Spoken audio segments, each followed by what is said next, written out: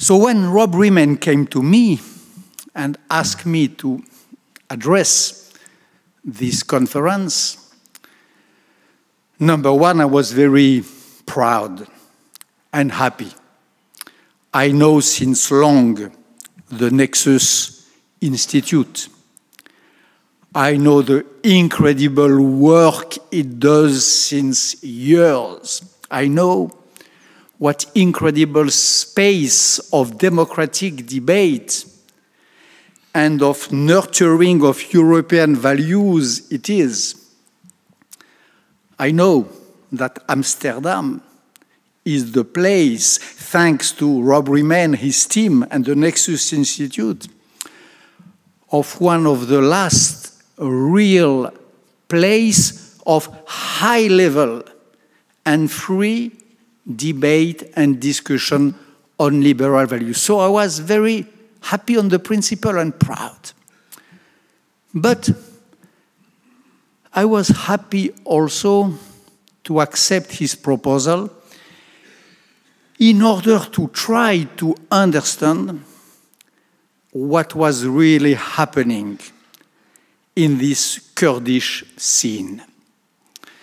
In a sense, it appeared as a very tiny event. Who cares about the Kurdish people betrayed since 1 century? On and on. For me, coming from there, coming from Erbil, coming from the battlefields where I filmed shoulder to shoulder the valiant Peshmergas, it appeared to my eyes as a big date, as a real moment of the secret calendar of the modern world. Sometimes you have events who look like huge events, turning point of civilization, and they are not. When Roma was sacked by the Gallics in 380-something before Christ, the whole world believed that it was the end of the world. It was not. It was only a fake alert.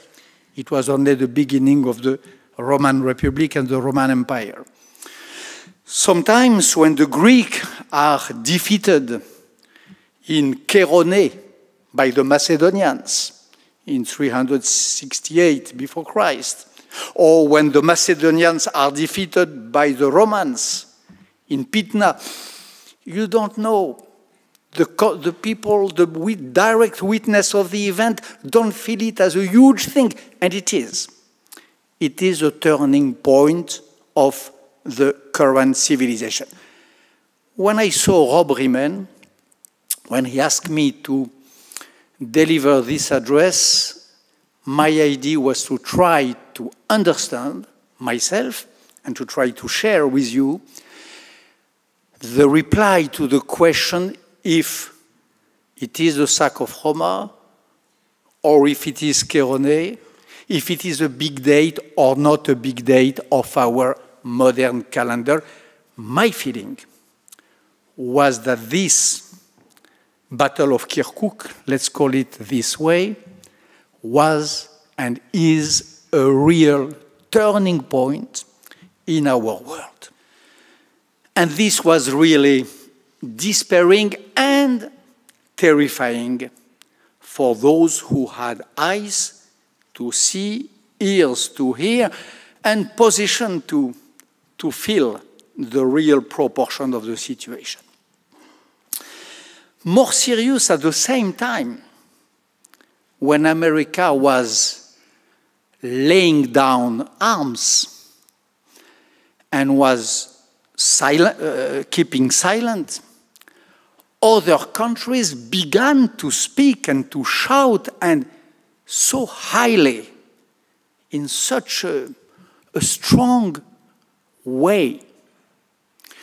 The silence of America was covered by the heavy voices of other actors, by the heavy voices of a bunch of countries which I believed which we all believed 30 years ago, that they were out of the game, or that they were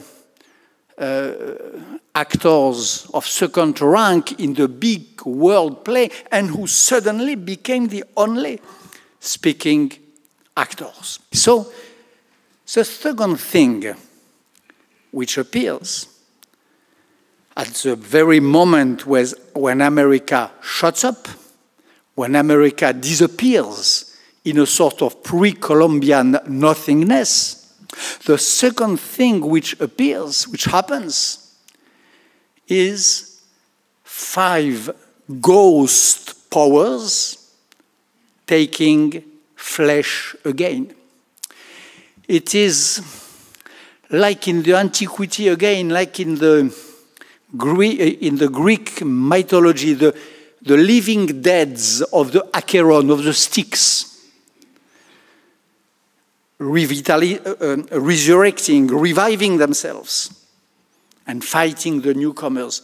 This is the sort of impression you can have when you see this orchestra of Erdogan, of Abadi, of the Ayatollahs, of the weak Mr. Putin, but acting so strongly. And what is currently happening, third point, is not only that they are ghost empires, or empires which we unaccurately thought to be dead, but who were not, because at the end of the day, why not? Why not a Persian empire? Why not a strong Russia? Of course. But the real problem is not only that we were mistaken, not only that they are ghosts, but the real problem is that, not to say more, they don't embody really the values, the liberal values, the democratic values, none of them, for which we are gathering here under the umbrella of the Nexus Institute.